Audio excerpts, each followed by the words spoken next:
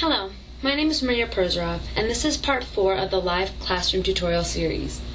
In this tutorial, you will learn how to set up and use breakout rooms, and how to add additional content to your live classroom. Once you've logged into Blackboard, click on Virtual Lectures. Then, click on Live Classroom.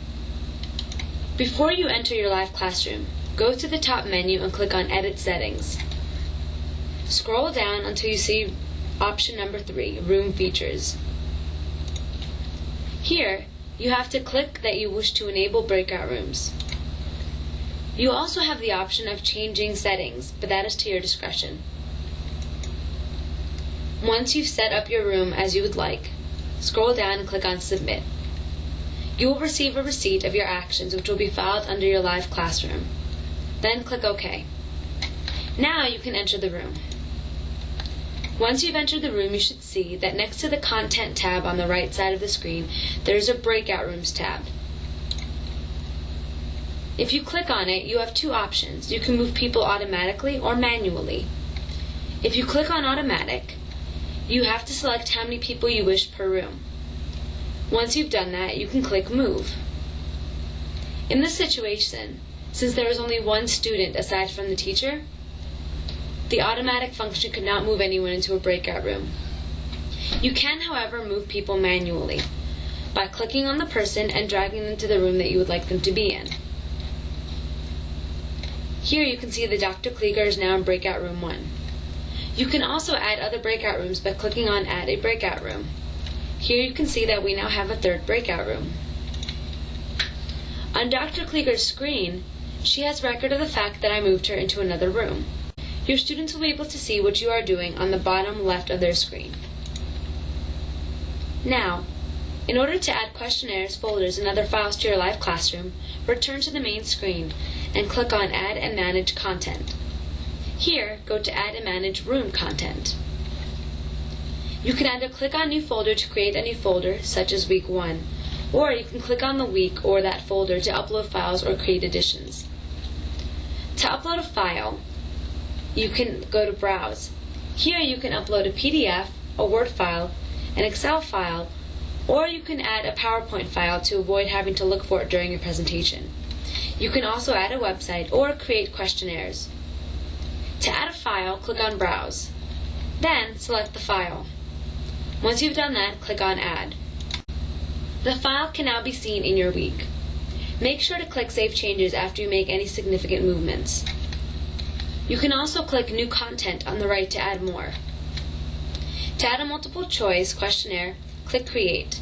Then, enter the title of the multiple choice, such as Quiz 1 or Quiz 2, enter the question, and then put in the available options. Then click on Save Changes. Your multiple choice question is now added to your week.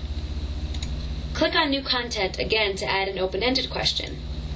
Here you can also create a title, create a question, and then select the font and background color. You can also add a questionnaire, which is a combination of an open-ended question and a multiple choice question. You can add as many multiple choice or open-ended questions as you would like. Select which type of question you want to add and then click Add. Enter the type of question. The form will be the same as for any regular multiple choice question or open-ended question. Once you've done that, select the colors that you would like for your background and click Save Changes. Now that you've created all the polls you need, make sure to save changes and then you can return to the room. In the room, go to the drop-down menu on the right and select the week that you have just changed. Then click Go. You will see all of the files in your folder on the right side of the screen. You can click on the sample document to investigate it, or click on multiple choice. The question will now show up in your main screen. Your students can answer the question and then click Submit. They will receive a receipt saying that they have submitted successfully, and you will also be able to keep track of how many of your students have answered the question. You can then preview and publish the results. With an open-ended question, this is the format that they will receive.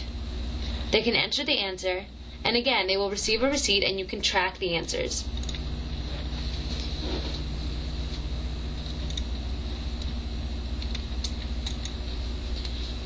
The format for viewing the answers for open-ended questions is slightly different.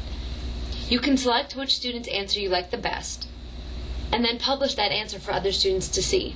You can also select that the person's name will be there with their answer. This allows students to see who is understanding the material the best and whom they can go to for help if they are nervous or shy in front of a professor. For a questionnaire, you see this type of format.